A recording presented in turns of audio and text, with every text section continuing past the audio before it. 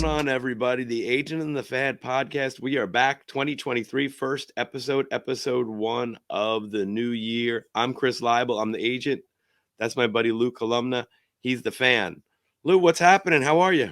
I'm good, man. It's been a fun beginning of the new year. How was your Christmas and New Year's, by the way? Everything was great. Had a really nice time. Didn't go anywhere. And my wife was sick. But we took the boys. I took the boys every day to training, doing baseball activities, and getting them back. I've been wanting to do that because they've been out of baseball for a while now because of football season and then basketball started. So it's been kind of crazy for a couple months. So just getting them back on the horse again, so to speak. So it's been fun to get out there, and we had our first practice for my 9U team last night. So we're going in the right direction weather-wise. Oh, nice. Yeah, us too. Chase is starting lacrosse, so he's loving that. Jackson starts hockey. I'm sorry, basketball in a week. So yeah, we're going full throttle, and we're doing starting their baseball training as well. So it's been a fun beginning of the year. New Year's was kind of quiet for us as well. So we just kind of laid low and just, get ready for the new year, man. Awesome. Apologize. I just we want to get our guest all set up. I just want to send them the link to join us soon. We'll get into that in a minute, but we got a very interesting special guest coming up today, so we'll get into that. But in the meantime, Lou, let's talk about some current events. Actually, we have one extremely current event. Literally just happened within the last few minutes that we need to address, because the last time we had the show, we had Carlos Correa signed with the Mets, and the show before that, Carlos Correa had signed with the Giants. So now we just found out that everything that's old is new again, and Carlos Correa is going back to the Twins. Very interesting, a 6-year deal instead of the huge mega deal. And that is very interesting indeed. What a roller coaster this has been. But again, I'm going to say something as an agent. We never say he signed, actually. He agreed to terms, because he has already agreed to terms with the Giants and the Mets, and those both fell through. So it's not a deal until it's a deal, and it's not, and it's signed, sealed, and delivered. So this new deal is 6 years, $200 million. Very big difference. What are your thoughts? This is so interesting to me in so many different aspects. Number one, I would have thought that if it came down to this situation where we are currently in now, why wouldn't Steve Cohen pay that money, right? Were they that distressed about his physical? That's what boggles my mind. Listen, there's obviously something there that doesn't look good, because two teams that obviously wanted him very badly, so badly they're willing to pay huge sums of money to get him, decided to bail after they saw what they saw in the physical. Yeah. So having been somebody who's been in on a lot of these physicals and these discussions with teams, this has to be something not good on his physical. So, and for him to accept, and for him and Scott Boras, who obviously is one of the hardest core negotiators, ever, to agree to take 6 years as opposed to the double figures, it's pretty interesting. Yeah, I mean, there's so many layers to unpack here, right? The first one for me is what this tells me, which I've always assumed anyway, because everybody goes crazy with, Steve Cohen, billionaire, he'll throw money, he doesn't care. This is this is monopoly money. No, he's still a businessman, and every person has a limit and has a threshold they're not willing to go to. And Steve Cohen is no different than that. I mean, I always say that these guys didn't become a billionaire by making dumb decisions. Exactly. So I mean, I get the fans speaking this way, right? Because they're Met fans and they're happy, and as they should be, right? But I'm listening to MLB Network and Sirius XM Radio, other stations, and I'm hearing analysts talk about Steve Cohen as if they're a fan, and I'm like, no, he could have signed Correa for the same money, and you think Correa wouldn't have come to New York? He just thought, and his team thought, like, hey, we're not willing to go there, and that's the first thing. The second thing, to your point, is Scott Boras. Is this basically, a knockout for these other teams, right? He's always had them. He's always had the upper hand for the most part. And I mean, listen, 200 is nothing to sneeze at, right? It's still 200 million, but it's not 350 and it's not 312. And I think yeah, exactly. I mean, he's gone down. I mean, he went from 350 to 312 to now 200. I mean, that's a pretty substantial drop in guaranteed money, and that's what you're looking for as a ball player. And I can speak as an agent and say that. Yeah, no, for sure. And I think, what do you think? Just what little of obviously what's happening. What do you think their mindset was when they pivoted, right? Because even as this morning, I was hearing, oh, that's just kind of talk. That's kind of like to push the Mets to kind of make this deal happen, But it turned out that wasn't the case. That was actually real. So, what are your thoughts on that? As far as, I mean, I think that obviously, but from the agent and Boras, yeah, no, I think they obviously look. Scott's going to take the best deal out there, so that obviously wasn't there from the Mets anymore, and I don't know what they were offering, and we may never know that, or maybe we will. But obviously, they're not. I think they would have taken that. I don't think there was bad blood because they were still talking. So it's just it's a wild situation, and we'll finally figure it all out when it's all done and said. But until he signs his name on the dotted line, this is still to me an open case.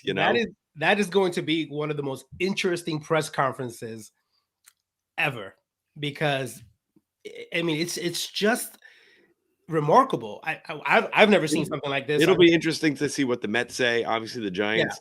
Yeah. I mean, we know what the Mets are going to say, right? They're going to save face and say, "Hey, we weren't comfortable." I get them. I'm not so interested as to what the Mets are going to say. It's more about what the Correa camp is going to say. That to me, yeah. I mean, it'll be interesting to see how they spin it, and why they accepted this. And I guess there are some other things in there, and we'll have to see how the whole contract looks like. I'm just looking at something right now, but like, I guess there's a chance for him to make some more money, and there's no opt-out investing options and things like that. So again, I'm sure that's one way to kind of bridge a gap a lot of times that we'll use as agents, and escalators, investing options, and all those things. So I think this is going to be interesting to see the final contract. I'll be looking forward to seeing what it looks like at the end, and analyze it more at that point. But any way you slice it, it's just like the NFL contracts. Whenever they read the contracts, it's not real money until you hear the guaranteed money, because you'll hear the contract. That guy got a $200 million contract, and you hear like $75 million guaranteed. Yeah. So again, we'll see how it all looks, and also sometimes you never know how that publicity train is rolling. So yeah, I mean, and listen, I think also that it's hard to say I feel sorry for the guy because he's getting 200 million and he's made millions upon millions in his life, right? But when you see that, all these players who, his contemporaries are 300 million, and you have to settle for 200, and you're just as good. I wouldn't say better, but just as good.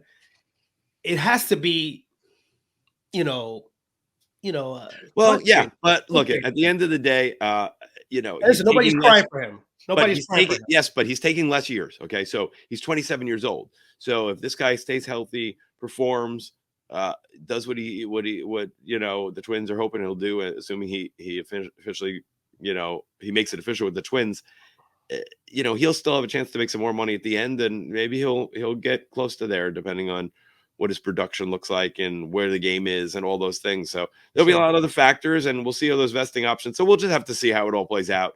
But look, I think that's going to be interesting to see how it goes. And, we'll see what the Mets end up doing. Obviously, we've talked about this on the show. They have other options too, Brett Beatty and Vientos. Obviously, Escobar is under contract. So it'll be interesting to see what they decide to do, or maybe they won't do anything big, or maybe they'll still fool around with the trades or other options, because obviously they at some point had thought that they had this taken care of. So Yeah, I mean, I think that from the Mets side, I think it bodes well for their young guys, right?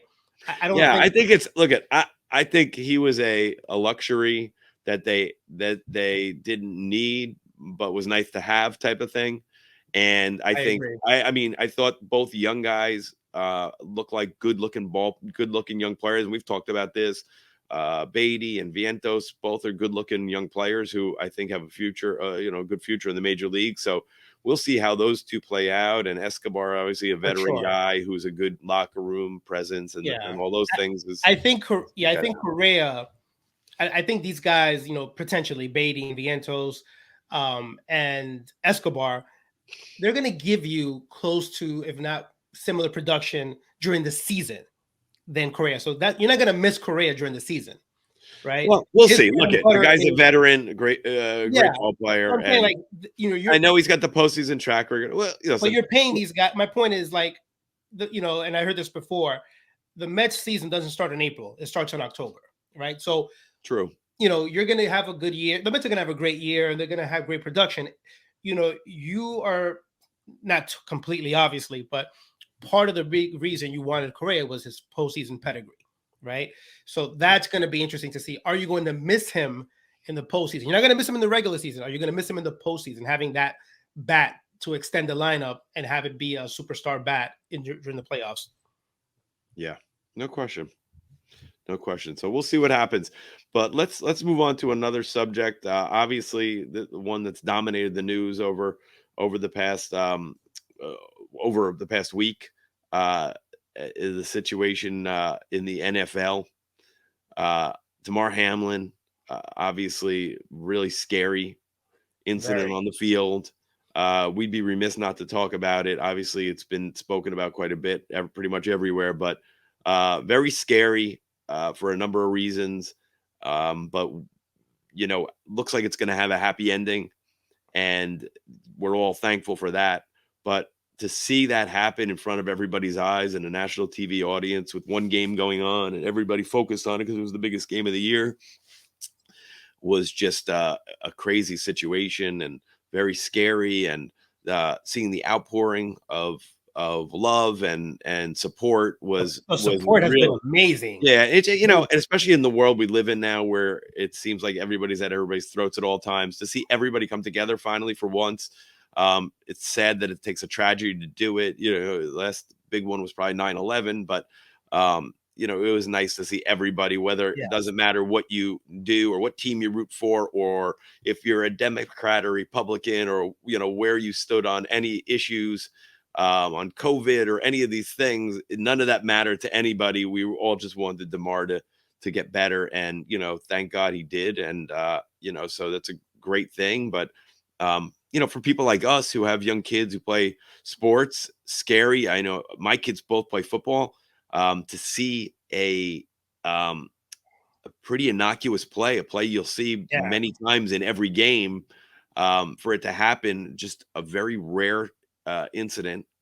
And I know we had talked about a little bit off the air about the discussion. I mean, we discussed about kind of the rarity of the situation and how it Sure. happened, but just everybody who's watching, every player, other player, every fan, everybody is thinking like, could I be the next one, or type of things. That's what makes it so scary, folks. This is Alex Katz. As you can see there, Alex is a professional pitcher and somebody I've come to know. And he's a very interesting person, not only because he is a professional pitcher and has pitched a veteran minor league pitcher, still trying to make his way to the top, to the major leagues, but Alex has a very interesting business venture. It's his side business, right, Alex? But it's turned out this has really been something that's really blown up, and I want to get into that in a few minutes. Um, but yeah, I mean, it's great to have you. Thank you for joining us, um, Alex. First things first, you and I have known each other for a number of years now. Do you remember when we met? Yeah, I think it was actually at the gym, Yep. and Yep. I think you were there with Reyes. Yeah. And we had a good group of guys over there that year. Very good group of guys. So I know we had Cam Marin, Yep. who's a mutual friend of ours, Adam Ottavino, who's there. Beato was there. Who's that? Pedro Beato. Pedro Beato. Yep. So and Jose Reyes was training there, and I don't remember. Do you remember somebody introduced us, or we just started talking to each other? Yeah, I think we just started talking because you started coming like once a week or once every other week that year. Yeah, you were there a good amount. Jose was rehabbing and trying to get healthy and stuff like that, and had a chance to meet Alex. And Alex is a St. John's guy, pitched at St. John's. Alex, a left-handed pitcher who got drafted, and you were originally drafted by White Sox. Is that right? Yep. Okay. 2015. Yeah, 2015. And tell us about your journey in the minor leagues, and then I want to get into the WPC because I think that's another interesting thing about you. Yep. So I'm from New York. I stayed local at St. John's, like you said. My junior year, soon after the NCAA tournament, we actually got to the regional championship against Arkansas. I got drafted by the Chicago White Sox. So just to run through my baseball career, nice and quickly, was with the White Sox, played in the World Baseball Classic in 2017.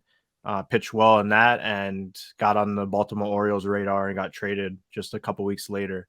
And then after that, went actually back to the White Sox, then played for the Long Island Ducks, had an injury and had surgery. That next year I signed with the Kansas City Royals. Then COVID hit, so I didn't get to pitch for them. And then played with the Chicago Cubs, got up to Double-A in 2021. That was a 1-year contract. This past year during that 2021 year, also played in the Olympics in Tokyo. Oh, wow. Awesome. And then this past year I played back in the Atlantic League for the Staten Island Ferry Hawks. That's a 1-year deal. So currently a free agent. So unsure of which team I'll be playing for this year. So yeah, anybody's looking for a left-handed reliever, here's your man right here. Yeah. So that was my career in 30 seconds. So where did you grow up in Long Island? Yep. Nice. So you're a Met fan, Yankee fan? I grew up a Mets fan. Okay. Definitely, I would say, I'd say more neutral now. Yeah. Especially once you're in pro ball, you don't really, you love the game of baseball, but you're not really a fan of one specific team anymore. The allegiance. But yeah, growing up, I was a pretty big Mets fan. Tried to go to 5 to 6 games a year. Maybe during the 1 or 2 days during the summer when we didn't have a little league game or a travel ball game. Try to go as many games as I can, and only live 20 minutes from Shea Stadium, Citi Field now. So it's actually pretty close to home. That's awesome. So I ask a lot of this to a lot of people who are Met fans. Do you miss Shea Stadium? Yes, it was a unique ballpark, but I mean, Citi Field's beautiful. It's one of the nicer new ballparks. So. No, without question. I mean, I'm a Yankee fan, but I used to go to a lot of Met games, and I've told Chris this before. Like the bottom bowl of Shea Stadium was like the perfect to see a game. Yeah, I mean, those orange seats were huge. Like that was a big field level area. Like now it's, I don't know, maybe 30 rows. I feel like Shea Stadium had like 60 rows in the deep sections. No, those were fun times. So who was your favorite player? Favorite 2 were Billy Wagner and Johan Santana. Oh, nice. Definitely my 2 favorite players. Got to find the good lefty pitchers, and Alex, it's funny. So you're not, like the prototype when people are looking for pitchers or whatever, and but Billy Wagner is a similar type of guy to you, right? I mean, is that one of the reasons? I mean, I'm a 5'10" lefty pitcher. I think that's more common now than there has been. Yeah. But when you think Major League Baseball pitcher, you think 6'3" righty pitcher. Yeah. That's pretty much like the prototype, or has been the prototype. But I guess Marcus Stroman changed that, being a 5'7" righty pitcher throwing mid 90s. But there's different guys, Pedro and guys like that also. Even Mike Hampton. The old Mike man. Hampton was another I one. think I think analytics has actually helped the not 6'4" pitchers, because they would always say, oh, we want 6'4" and up pitchers because they have better angle on their pitch. But analytics kind of prove that the height doesn't really matter. There's so many other factors that go into movement and stuff like that than just the angle that you're throwing from. Yeah. So Alex, why St. John's? I mean, I know it's a great baseball program, but why St. John's? Yeah, so 2009, I believe, is when Citi Field opened. And I went to that first game at Citi Field. It was St. John's versus Georgetown, and stuck. I think the game was sold out. They sold like 45,000 seats, but only 20,000 people showed up because it was raining that day. And I stuck my way down to the dugout. I believe the St. John's dugout. And I was actually talking to some of the parents, and they just talked about how great the program is. And between hearing that from the family members and watching St. John's play in a major league stadium on the first day, I knew this program was something special. I knew that they were the top program in the Northeast. They won a lot. The campus was a good education. The campus was not too far away, so family could come watch me play. So ever since 2009, that was definitely, I wouldn't say like 100% no matter what I'm going there, but it was definitely a program that was special to me, and I followed them throughout middle school and high school years. And it just happened to be that they were the first program to offer me a scholarship. And I committed the next day. That's awesome. That's awesome.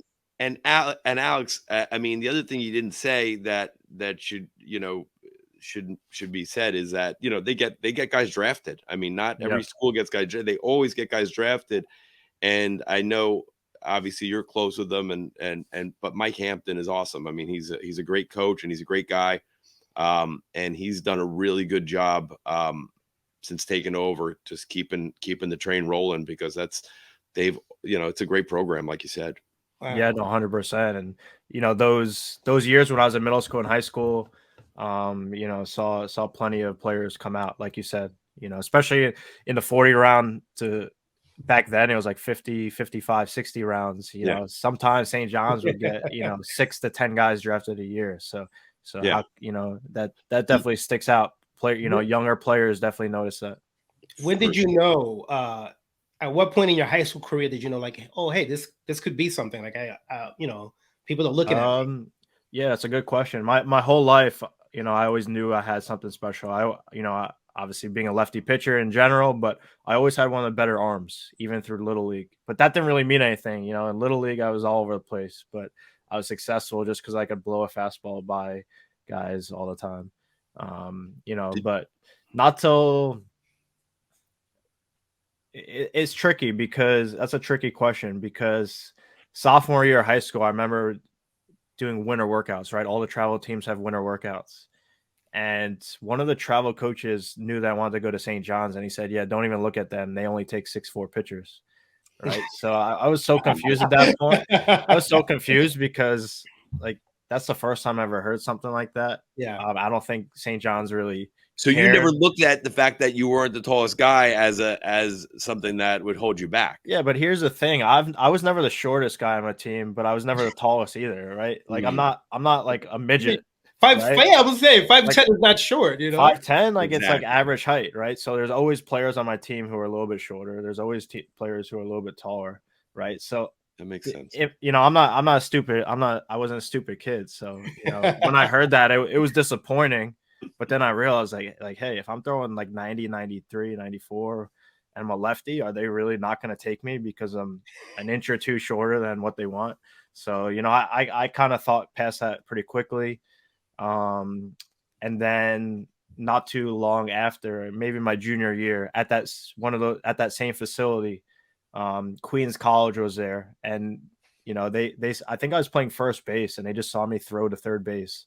They saw I had a really good arm, and they said, like, hey, like, like, we want you to come to Queens College, right? And obviously, it's a good program, but Division II, you know, Yeah. and Well, and yeah, and yeah. I was still super young. It was a cool feeling. Like I came back home to my parents and said like, "Hey, the school wants me," you know. But then a few months later, when I started going in all these like perfect game tournaments, area code workouts, and all that kind of stuff, that's probably the first time I realized that I could play Division I baseball. Is when, you know, I got back in the car from the area code tryouts. I was in Trenton, New Jersey, at the Trenton Thunder Stadium. And I look at my emails, right? Because the coaches are all the coaches in the stands with the radar guns are giving emails. I look at my phone, and every 5 seconds when I refresh my emails, I have another like 5 emails from schools.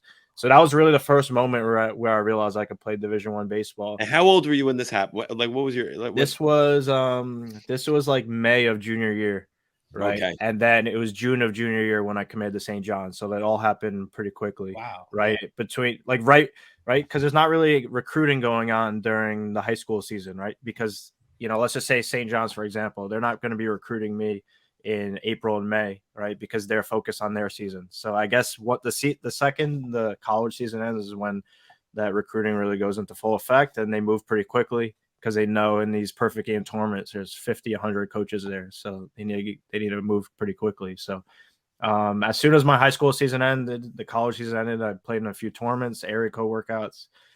I think Ed Blankmeyer and Scott Brown, who was there at the time, saw me pitch like 4 to 5 times in a bunch of different tournaments.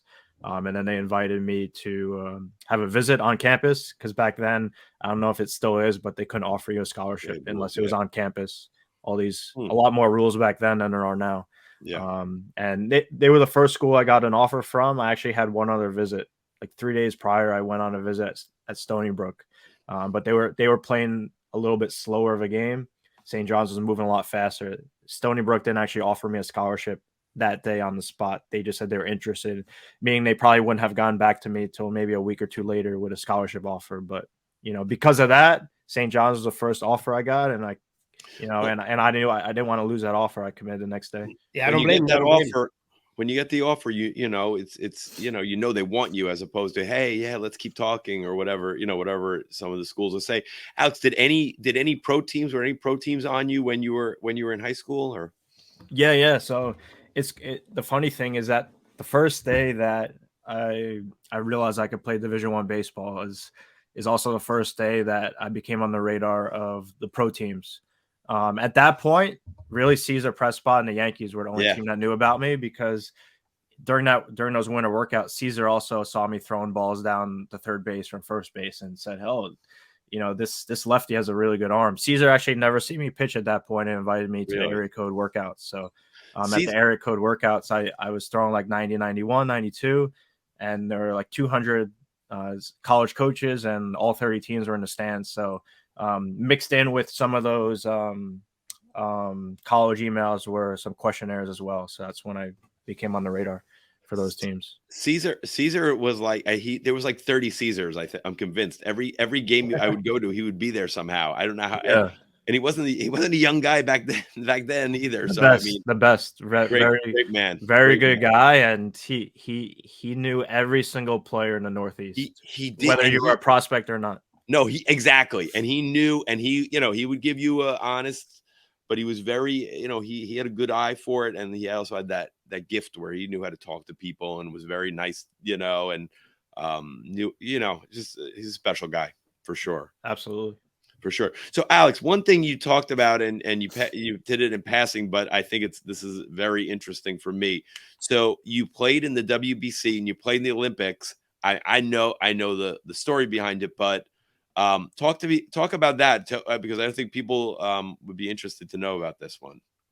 Yeah. So I played for Team Israel in the World Baseball Classic in 2017. Actually, it started in 16, but I think I became on their radar in 2012, right? So I was a freshman at St. John's in fall of 2012. That fall, they actually were in the World Baseball Classic qualifiers in, I think in Jupiter at the Marlins complex, Marlins Cardinals Stadium. Yeah, Roger Dean. And they lost to Spain in the championship game. I think by 1 run, they got walked off. And Spain actually advanced 2013 to the World Baseball Classic. Israel was not qualified because they lost in that game. I think Jock Peterson, that was like he was like 19 years old or his first first or second year in pro ball. He was on that team. Sean Green, I think, was a coach or played on that team. right? So I actually reached out that fall and said like, hey, how can I get in the team? And Oh, they you said, reached out. yeah, I reached out. I That's emailed wild. them, and they said, yeah, we'll keep you on our radar, but we're only looking for professional players. So I knew that the timing would have worked out for the next World Baseball Classic. You know, obviously, if I get drafted my junior year, then that was spring summer of 15. The next World Baseball qualifier was 2016. So in that July or August of 16, they emailed me. Within 3 seconds, I said I'm in. It was just a basic email saying like, "Are you interested in playing?" With like four or five other guys in the CC'd in the email. So that I made that World Baseball Classic qualifier team, and we played in Brooklyn at MCU Park against Great Britain and Brazil. Pakistan was in it too, but we didn't play them, and we won all 3 games. I never pitched. They put all the veteran guys in because they still had never seen me really pitch at that point. So they put like Craig Breslow and a few other veteran MLB guys in to pitch. Those guys pitched like all 3 games. Alex, who made the call to you and said, "Hey, you're in"? Or who was it? I think it was Peter Kurz. He's the president of the Israel Association of Baseball. I know Brad Ausmus was involved at one point. He had reached out to me about some clients and stuff like that in the past. Yeah, he was I think he was a manager in 12. He wasn't involved in 16 because I think he was a big league manager at that point. Yeah. And now he's actually, I think, one of the coaches for the 2023 team. Okay. Him and Euclid, and Ian Kinsler are involved with. People don't know. You know, there's a lot of star power there. So some of the coaches should play too. There's some talent on the coaching staff. Yeah, that's wild. That's awesome. Yeah, and what was that experience like? Did you gain any experience? Did you talk to any of the veterans, and did they give you any advice? A ton. I mean, I didn't pitch in that qualifier, but I was in the bullpen, talking to Breslow, for he's a smart guy, right? Yeah, 6 straight hours. I mean, he pretty much runs runs the Chicago Cubs right now, the pitching department. Yep. Right. So I was picking his brain and stay in touch ever since then. A lot of guys, Josh Zeid was on that team. Jason Marquis was on that team. A ton of veterans. So Marquis and Breslow pretty much pitched that whole series, and we won. So I wasn't sure if I'd make the main team in 2017 because I hadn't proved myself to anyone. I hadn't pitched, right? But I ended up making the team. They pretty much kept most of that roster from the qualifier, added a few big league guys, right? Because current big leaguers couldn't pitch in that qualifier. It was only, guys like Breslow, I think maybe were in AAA that year, or during that week we're in AAA and the minor league season ended. It literally, I think it was like last week of September. So the current the guys on big league rosters couldn't play. So for the main tournament in 2017, they added some big leaguers like Ike Davis, Sam Fold, and guys like that. Yeah, those are name brands. Especially Ike Davis, man. And he was amazing as a Met. Oh yeah, that's awesome. So now the other thing I really wanted to talk about. So Alex, you started this business, and I want you to tell everybody about it. But Stadium Custom Kicks, and I've known you throughout the whole thing. So I think you kind of started as kind of a fun thing, right? That you were doing, and it's exploded in the business and in the industry, and not only in all sports, really. You guys are everywhere. So I want to hear about how it all started and how you were able to, make this explode. Yeah. So it pretty much started in 2017 for the World Baseball Classic. I was with the White Sox at the time. They were really strict with, colors on cleats. Pretty much had to be solid black. Even my black Nike cleats, they made me Sharpie out the Nike logo because I guess there was a lot of white on it, right? So they've changed regulations since then. They're a lot more lenient now, but when I first started with them, they were very strict. Playing in the World Baseball Classic, when I got invited to that, it wasn't till maybe a couple weeks before the tournament I had already known I was on the team that I got the idea of customizing my cleats. Because I don't know if there are rules or not, but we had cool colors and sure. That was by far the biggest stage I had ever pitched on. So I thought that was a cool idea. So pretty much it started as a pair for myself. opening up an Instagram page, posting a picture of my cleats, what pros wear, which is a big account on Instagram that posts cool equipment worn by pro and or collegiate and professional baseball players. They repost it, so they had like 200,000 followers. I had all my friends and teammates follow our account, so I don't know, maybe we had between the what pros wear and having people I know follow us, we had maybe 100 followers in the first week or two, right? And then from there, friends and teammates wanted to have their Nike checks painted. Simple stuff. Didn't really know what we were doing on the shoes. And who was actually doing the painting? Yeah, so I was pretty much running the business, and then one of my friends back home was doing the painting, and it worked out perfectly. Because I had all the connections. I'm very good with social media. My season had just begun, so I, even though I was able to paint shoes myself, and even though I helped paint my own shoes, pretty much didn't have the time until the off season to paint. So it wasn't until 2019 where it started adding artists to the team. Rebranded a little bit. And, now we have 30 artists work on our team.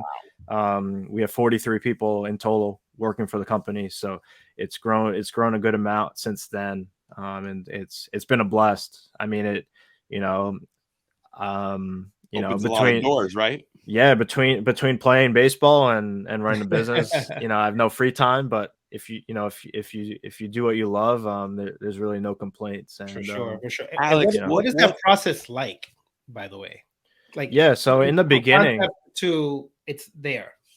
You're saying about creating a shoe or creating, like what do you in terms of this is the design I want. This is like, how does that matriculate? Yeah. I mean, it's definitely a lot of work. Pretty much in the beginning, you had to send us a message on Instagram and go over every aspect of the shoe. We didn't really offer mock-ups, so you couldn't really see what you were getting, right? It was very startup like, right? And there were definitely a lot of missed messages on Instagram because you can only answer, there's only so many hours in a day to be answering people back and forth. A lot of people waste your time. Maybe people are messaging you for weeks on weeks and then they end up not ordering, right? So eventually over time, we become a lot more streamlined. Just, if you want to call it that, the business model has changed tremendously since then. A lot of our orders are on our website now.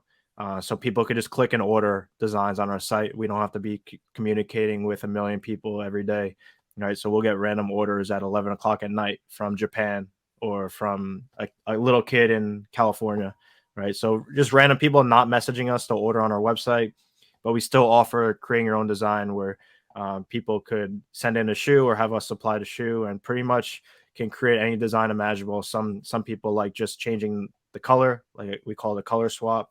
Some people like painting logos, portraits, pretty much anything.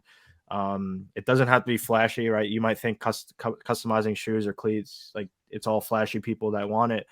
Sometimes, a lot of times people just want simple stuff that really makes a big difference.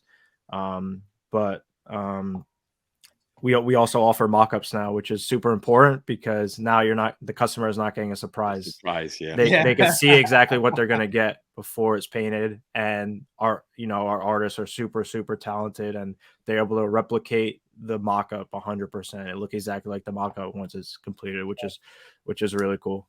That's Alex, question. How do you do it? How do you balance, the playing career and running what's turned out to be a big business? Number one, you hire great people. That's most important, right? So how many people do you have under you? You have the 30 artists you said, but who else is? Yeah. So we have our concept designers, team of designers that are sketching out designs on the computer. And then we have people to help with customer service, right? So it's a whole team there. So, in the beginning I was answering emails, doing a little bit of everything, obviously having someone help with customer service, that takes up a lot of time in the day. So hiring great people that I don't have to be communicating with every single hour of every single day takes a lot off my plate. I personally, obviously it's a tremendous amount of work to grow a business. Personally, I think it's less on my plate now than they're worth, 3 years ago, when the business was 1/8 of the size it is now, which is great. But that goes back to having great people on the team that, are responsible, take care of their business, do great work. You don't have to babysit them, because when you have to babysit someone, especially when people are working remotely, you can spend more time on that than the amount of effort it takes to have 15 other people under you. So it all goes down to having great people. I think that's number one. When you have great people around you, really, there's no limit. There's so many possibilities out there. What was that first where you said, wow, like that first big order or that big celebrity or that big athlete? Who's that first one that you're like, oh, we got something here, big? Tricky. I think the easiest thing to say is our first big league order. Rob Refsnyder found us through What Pros Wear, because What Pros Wear reposted the photo of my Israel cleats, which weren't that. They're actually right there. They're in that case right there. They're not that great. They chipped a little bit on the bottom. Started it all. We had no idea what we were doing, but I guess there weren't a lot of customizers at that point. Rob Refsnyder DM'd us and said, "Hey, how can me and my friend Aaron get some cleats done?" Right? And his friend Aaron was Aaron Judge. Right? So he mailed us a box. None of the shoes were in a shoe box. They were just thrown in there. There were like 12 pairs of shoes, like 6 for Aaron, 6 for him. Aaron's were like Under Armour. He was with Under Armour at the time, like size 15 or 16 shoes, ginormous. And then during my minor league, I was with the Orioles. I got traded in May of that year. During All-Star break, I came home for like 3 days, and we got to hand deliver the shoes at Yankee Stadium. So that was pretty cool. I think when I started the business, I didn't even think that, hey, like there's going to be major league players wearing our shoes. I knew minor leaguers because I was in the minor leagues. I knew I could get some guys. But when I saw major league baseball players wearing them, I knew something cool would happen. MLB, when they had Players Weekend, I guess maybe the first. I was just going to mention that. Yeah. Maybe the first Players Weekend. I think it was August of 2018. I think we sold more shoes during Players Weekend than we did. That's exactly when it was, by the way. Yeah, 100%. the first like we sold more shoes that weekend than like the previous 4 or 5 months combined of every client. Sure. Right. I'm kind of happy they don't have Players Weekend because it was kind of a shit show. Every player messaged us 2 days before the game wanting shoes. That sounds right. Yeah. The great thing is important. Every player is important. Exactly. But the great thing is 2020 MLB lifted all the color regulations. So pretty much it's Players Weekend from April to October now, except minus the nicknames on the back of the jerseys. So, we see players, if players want to be flashy, they could wear pink cleats right now and not get in trouble. Which is great. I think that helps, little or big. I think it helps grow the game. Without question. And I think the kids love it. The kids back home, they love it, especially when these sneaker pages, these Instagram pages are posting close-ups of the players on second base, third base, rolling up their pants, and then they get a nice cleat or shoe shot with all the cool artwork on it. I think that's definitely great for the game and helps market the players, shows off the players' personalities. And when did you get into other sports? How did that happen? I think, obviously baseball, was the first one. Maybe within that first year, maybe we had 1 or 2 NFL clients. It didn't really expand until we started adding to our team. In the end of 2019 is when we started adding more artists to our team, is when we're able to take on larger orders, right? Because with 1 or 2 artists, we were backed up of like 3 to 4 months. Wow. Right? You can't run a business like that when someone who orders in July is getting their shoe they need it in October. Right. So now, with 30 artists, our turnaround is 4 to 6 weeks. But if someone needs a pair within 1 or 2 days, we're able to do it. Because it's not like we're putting 200 orders to the side. It's just that one artist, who has maybe 10 orders or 15, 20, 2 orders. It all depends on the artist. We're able to squeeze those in. So that basically allowed us to take on team orders. And last year was the first year we did a full NFL team. We did the whole Tampa Bay Buccaneers.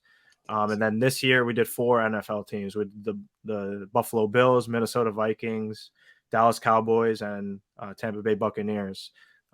So you know, we're still, baseball is still our number one sport. But you know, working with those teams has definitely helped increase our order volume in other sports. We do a lot of golf shoes, a lot of lifestyle shoes as well. You know, we're still trying to grow into other sports like track and field, soccer, volleyball, basketball, all the different sports. You know, pretty much everyone in the world wears sneakers.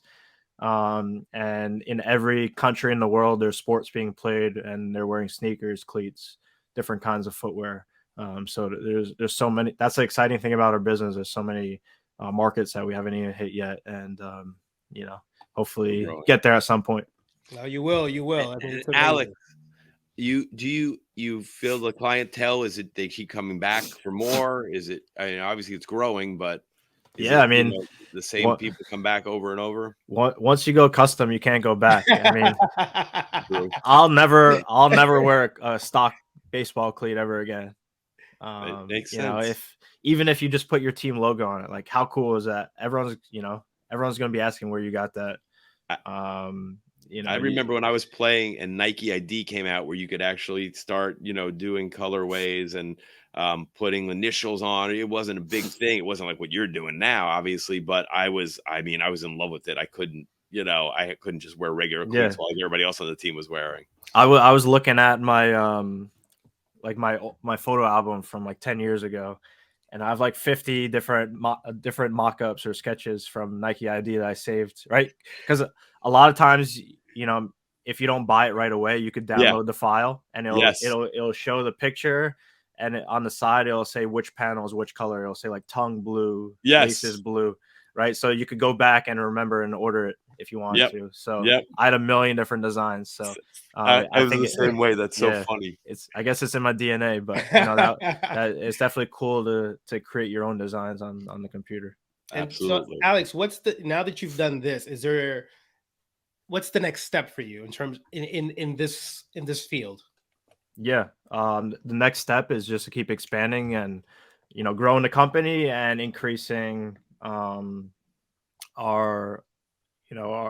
growing our audience, growing our reach on social media, and offering more products in different sports. You know, obviously by offering more products in different sports, you know, people tend to come to you. That's the great thing about the internet, about Google and stuff like that. We're able to get random people to our site by offering unique products in different categories.